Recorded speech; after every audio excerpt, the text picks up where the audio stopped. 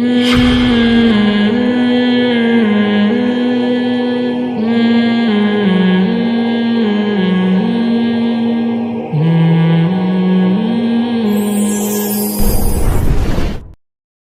کو معلوم ہے بنی اسرائیل کے واقعات ذکر ہو رہے ہیں، ان کی نالائقیاں، کیونکہ نبی صلی اللہ علیہ وسلم کو یہودیوں نے بہت تنگ کیا تھا، اور بڑا مسئلہ یہ تھا کہ یہودی ایمان لاتے تو باقی لوگ بھی ایمان لے آتے، کیونکہ اس وقت بھی یہودی قوم سب سے زیادہ ایجوکیٹڈ اور پڑھی لکھی سمجھی جاتی تھی۔ تو اللہ نے بتایا کہ یہ اہل کتاب ایمان نہیں لے کر آتے، انہوں نے اپنے پیغمبروں کو بہت ستایا ہے، اور اسی وجہ سے تو اللہ نے بنی اسماعیل کی طرف نبوت کو منتقل کیا ہے کہ اب اللہ اسحاق علیہ السلام کی اولاد سے نبوت کو لے کر اسماعیل علیہ السلام کی اولاد میں اللہ نبوت کو منتقل کرے گا۔ اسی کا تذکرہ چل رہا ہے، وَاسْأَلْهُمْ عَنِ الْقَرْيَةِ الَّتِي كَانَتْ حَاضِرَةَ الْبَحْرِ، آپ ان سے اس بستی کے بارے میں پوچھئے جو سمندر کے کنارے رہا کرتی تھی۔ یہ بستی کون سی تھی؟ یہ داؤد علیہ السلام کے زمانے میں بنی اسرائیلی تھے جو سمندر کے قریب آباد تھے۔ اللہ نے ان کی نافرمانیوں کی وجہ سے ان پر سخت احکام ان کو دیے تھے، پیغمبروں کے ذریعے ان پر احکام سخت ہوتے چلے جاتے تھے۔ تبھی تو آپ دیکھیں نبی صلی اللہ علیہ وسلم جب آئے تو، بلکہ عیسیٰ علیہ السلام بھی جب دنیا میں آئے تو ان کا ایک ذمہ داری یہ بھی تھی کہ بہت سی حرام چیزوں کو حلال کر دیں، یعنی وہ حرام چیزیں جو بنی اسرائیل پر ان کی نالائقیوں کی وجہ سے حرام کی گئی تھی، اور ہمارے نبی صلی اللہ علیہ وسلم کا بھی یہ وظیفہ بتایا گیا۔ تو قرآن کہتا ہے کہ ہم نے بنی اسرائیلیوں کے فسق و فجور کی وجہ سے کچھ سخت احکام ان کے لیے دیے ہوئے تھے۔ ان سخت احکام میں سے ایک حکم کا یہاں تذکرہ ہے کہ ہفتے کا دن مقدس دن تھا بنی اسرائیل کے لیے، اہل یہود کے لیے، اور اللہ نے کیا حکم دیا کہ آپ نے ہفتے کے دن مچھلی کا شکار نہیں کرنا۔ ان کا گزر اوقات ہوتا ہی زیادہ تر مچھلی کے شکار پہ تھا، کیونکہ سمندر کے کنارے رہنے والے لوگ آج بھی آپ نے دیکھا ہوگا مچھلیاں کھاتے ہیں زیادہ۔ تو اللہ نے ان کو آرڈر دیا کہ ہفتے کے دن مچھلی کا شکار نہیں کرنا، لیکن پھر ان کو آزمائش میں ڈالا۔ وہ آزمائش کیا تھی کہ ہفتے کے دن مچھلیاں کنارے پر سمندر کے زیادہ جمع ہو جاتی اور سر اوپر نکالتی تھی وہ، یعنی ظاہر کا مطلب یہ کہ بالکل اوپر سطح پہ آ جاتی، بڑے آرام سے پکڑ سکتے تھے۔ تو ان کو یہ سوچنا چاہیے تھا کہ یہ اللہ کی طرف سے آزمائش ہے، اتوار کو مچھلیاں نہیں آتی، پیر کو کم ہوتی ہیں، منگل کو کم ہوتی ہیں، تو یہ ہفتے ہی کی دن کو آ رہی ہیں، جبکہ اللہ نے پیغمبر کی زبان سے ہم کو یہ کہا ہوا بھی ہے کہ مچھلی کے ہفتے کو شکار نہیں کرنا، تو یہ جو آ رہی ہیں یہ ہماری آزمائش کے لیے ہیں۔ لیکن قوم کے کچھ بدبخت لوگ تھے، انہوں نے دیکھا کہ بھئی یہ ہفتے کو مچھلی زیادہ آ رہی ہے، انہوں نے مچھلی کا شکار کرنا شروع کر دیا، اور بعض روایتوں کے مطابق ہیلہ کرنا شروع کیا۔ ہیلہ یہ کہ ہم شکار تو ہفتے کو نہیں کریں گے، لیکن جال میں مچھلیوں کو ہم ہفتے کو پھنسائیں گے، نکالیں گے اتوار کو۔ یہ بھی ظاہر ہے کان ادھر سے پکڑو ادھر سے پکڑو، شکار تو ہو گیا نا۔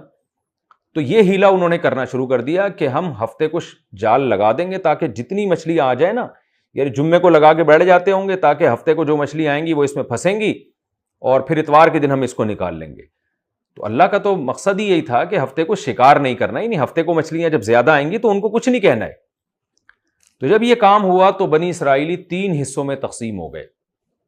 ایک تو وہ بدبخت تھے جنہوں نے یہ ہیلہ کرنا شروع کیا، دوسری وہ جماعت تھی جنہوں نے شروع میں ان کو منع کیا، جب دیکھا کہ باز نہیں آ رہے ہیں تو منع کرنا چھوڑ دیا، تیسری وہ جماعت تھی جو آخر دم تک منع کرتی رہی، آخری وقت تک۔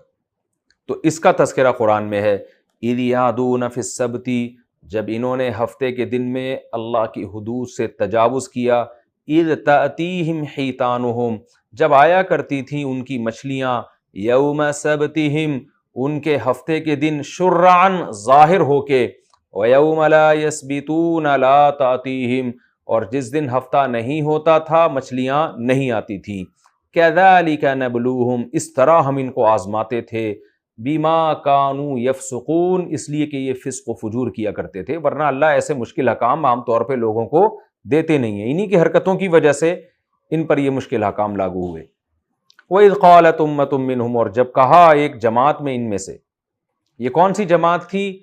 جو شروع میں نصیحت کر رہی تھی لیکن جب اس جماعت نے دیکھا کہ نصیحت کا اثر نہیں ہو رہا تو نصیحت کرنا اس نے چھوڑ دیا. تو اس جماعت نے کیا کہا؟ لما تعظون، تم کیوں نصیحت کر رہے ہو قوما، ایک ایسی قوم کو اللہ مہلکہم، جن کو اللہ ہلاک کرنا چاہتا ہے. یعنی انہوں نے اس جماعت سے کہا جو اسٹل اب تک مسلسل نصیحت کرتی چلی جا رہی تھی. ایک جماعت تھی نا جس نے نصیحت کی، دیکھا نصیحت کا اثر نہیں ہو رہا تو چھوڑ دیا، اندازہ ہو گیا کہ بھئی یہ قوم اب ہلاکی ہوگی، اس کے مقدر میں عذاب ہے، لہذا ہم پیچھے ہٹ جاتے ہیں. دوسری قوم وہ مسلسل لگی رہی. کیوں لگی رہی؟ اس کی وجہ آگے آ رہی ہے. تو اس پہلی قوم نے دوسری قوم سے کہا کہ جس قوم کو اللہ ہلاک کرنا چاہتا ہے، ان کے عمل سے لگ رہا ہے کہ یہ برباد ہونے والے ہیں، تو ان کو نصیحت کر کے اپنا ٹائم ویسٹ کیوں کر رہے ہو؟ یا تو اللہ ان کو ہلاک کرے گا، او معذبہم عذابا شدیدا، یا سخت ترین عذاب اللہ ان کو دے گا. تو اس قوم نے جو مسلسل نصیحت اب تک بھی کر رہی تھی، اس نے کیا کہا؟ معذرۃ الی ربکم، ہم اس لیے نصیحت کر رہے ہیں تاکہ تمہارے رب کے سامنے کل قیامت کے دن عذر پیش کریں. یہ وہ طبقہ تھا جس کے دل میں اللہ کا خوف سب سے زیادہ تھا. انہوں نے کہا کہ بھئی اگر ہم مایوس ہو بھی جائیں تو قیامت میں ایسا نہ ہو کہ ہمیں بھی عذاب ہو جائے تو ہم اللہ سے کہہ سکیں گے اللہ ہمارے بس میں یہی تھا، ہم آخری وقت تک نصیحت کرتے رہے. وَلَعَلَّهُمْ يَتَّقُونَ، اور شاید یہ بچ جائیں. یعنی اس کا بھی تو امکان ہے نا، کوئی ہم پر وحی تو نازل نہیں ہوئی ہے کہ ہم مایوس ہو گئے ہیں اور یہ اب واقعی عذاب ہی آئے گا. تو عین ممکن ہے آج نصیحت اثر نہیں کر رہی، کل دوبارہ نصیحت کریں گے شاید اثر کر جائے. تو امکان ہے، بہرحال 100% مایوس ہم نہیں ہو سکتے. وَلَعَلَّهُمْ يَتَّقُونَ، اور شاید کہ یہ لوگ بچ جائیں. لیکن قرآن کہتا ہے فَلَمَّا نَسُوا مَا ذُكِّرُوا بِهِ، جب یہ لوگ بھول گئے اس بات کو جس کی ان کو نصیحت کی جا رہی تھی. جو نصیحت کرنے والے جو بھی نیک لوگ تھے وہ کر رہے تھے، لیکن جو گناہ کر رہے تھے، مچھلی کا شکار کر رہے تھے، وہ جب ان کی نصیحتوں کو بالکل بھول گئے، بھولنے کا مطلب پسے پش ڈال دیا، تو کیا ہوا ہے؟ انجینا الذین ینہون عن السوء، تو جو برائی سے روک رہے تھے ہم نے ان کو بچا لیا. چاہے وہ پہلے درجے میں روک رہے ہوں یا وہ دوسرے درجے میں روک رہے ہوں، یعنی آخر تک روک رہے ہوں یا شروع میں روک کر مایوس ہو گئے ہوں، ان کو ہم نے بچا لیا. وَأَخَذْنَا الَّذِينَ ظَلَمُوا، اور جو ظالم تھے ہم نے ان کو پکڑ لیا، بِعَذَابٍ بَئِيسٍ، بہت سخت عذاب میں، بِمَا كَانُوا يَفْسُقُونَ، جو فسق وہ کر رہے تھے اس فسق کی سبب میں. وہ عذاب کیا تھا اس کا آگے تذکرہ آ رہا ہے. فَلَمَّا، پس جب، عَتَوْا عَمَّا نُهُوا عَنْهُ، جس چیز سے ان کو روکا جا رہا تھا اس میں انہوں نے سرکشی کر لی، بہت زیادہ برائی میں آگے نکل گئے. اور یعنی شروع میں تو کچھ خوف ہوگا نا، پھر ہوتے ہوتے بالکل ہی بھی جب بے خوف ہو گئے تو قُلْنَا لَهُمْ، ہم نے ان سے کہا، كُونُوا قِرَدَةً خَاسِئِينَ، ہو جاؤ تم بندر رسوا ہو کے، ذلیل ہو کے.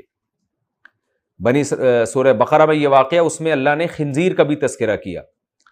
تو اس کی تفسیر روایات میں آتی ہے، یہ لوگ رات کو سوئے ہفتے کو شکار کر کے، یعنی جال لگا کے، جب رات سوئے ہیں تو صبح جب اٹھے تو ان میں سے کچھ کو اللہ نے سور بنا دیا تھا.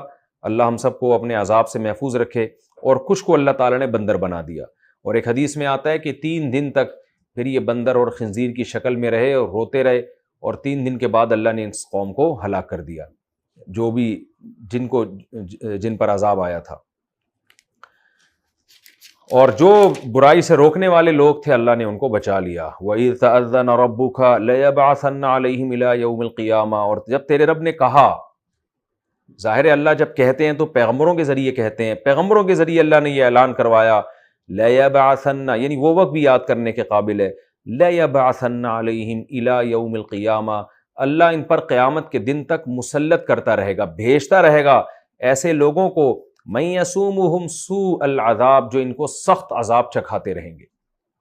اور یہ تاریخ آپ اٹھا کے دیکھیں، قرآن کی یہ صداقت ہے، یہودیوں پر ہمیشہ سے کچھ نہ کچھ وقت کے بعد کوئی نہ کوئی آفت آتی رہی ہے، اور کوئی نہ کوئی ایسا بادشاہ مسلط ہوتا رہا ہے جو ان کو گاجر مولی کی طرح کاٹتا رہا ہے.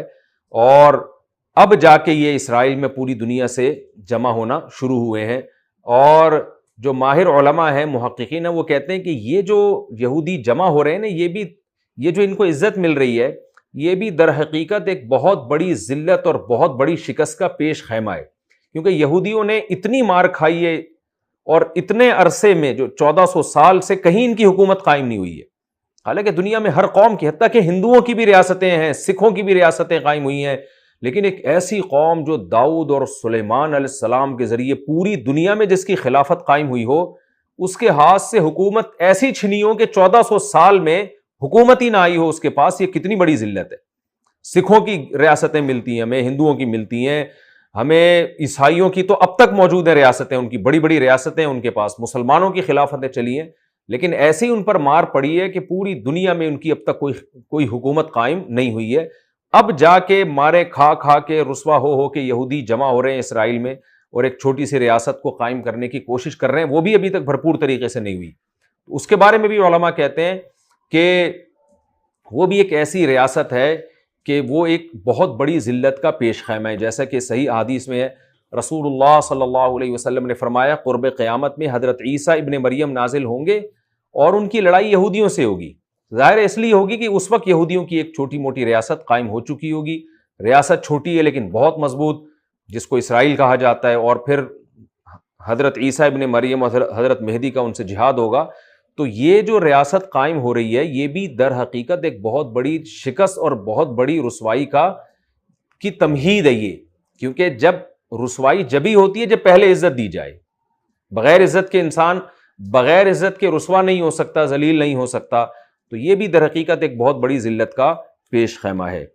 اور قرآن میں ایک اور مقام پر آتا ہے کہ یہود کو اگر کچھ عزت ملے گی بھی تو حبل من اللہ و حبل من الناس، دو طرح سے مل سکتی ہے، یا تو اللہ سے تعلق جوڑ لیں یا لوگوں کی رسی کو تھام لیں۔ تو آج جو یہود کی عزت ہے، اسرائیل کا جو ایک وجود ہے، اس کی وجہ ہے لوگوں کی رسی، یعنی امریکہ کی رسی کو، عیسائیوں کی، برطانیہ کی رسی کو تھاما ہوا ہے۔ اگر آج بھی امریکہ اور برطانیہ یہود سے ایگریمنٹ ختم کر دے اور یہود کے سر پہ شفقت کا ہاتھ نہ رکھے تو پھر اسرائیل کی کوئی حیثیت نہیں ہے۔ تو امریکہ اور برطانیہ سے ایگریمنٹ کر کے یہود یہاں تک پہنچے، تو قرآن میں اللہ نے بتا دیا وَحَبْلٍ مِّنَ النَّاسِ، ان کا اپنا وجود نہیں ہے، یہ لوگوں کے ذریعے اپنی ایک مضبوط ریاست یا اپنا کوئی مقام بنا سکتے ہیں۔ ورنہ وہ قوم جس نے دنیا پر حکومت کی ہو، اس کو کیا ضرورت ہونی چاہیے لوگوں کی؟ تو اللہ فرماتے ہیں اِنَّ رَبَّكَ لَسَرِيعُ الْعِقَابِ، تیرا رب بہت جلد عذاب لینے والا ہے، وَإِنَّهُ لَغَفُورٌ رَحِيمٌ، اور بہت معاف کرنے والے۔ اگر آج بھی یہودی توبہ کر لے اللہ ان کے جرم کو معاف کر دے گا۔ وَقَطَّعْنَاهُمْ فِي الْأَرْضِ أُمَمًا، اور بنی اسرائیلیوں کو ہم نے مختلف ٹکڑوں میں تقسیم کر دیا، مختلف قبیلوں میں، منہم الصالحون، ان میں بہت سے نیک بھی تھے، ومنہم دون ذالک، اور بہت سے ان میں برے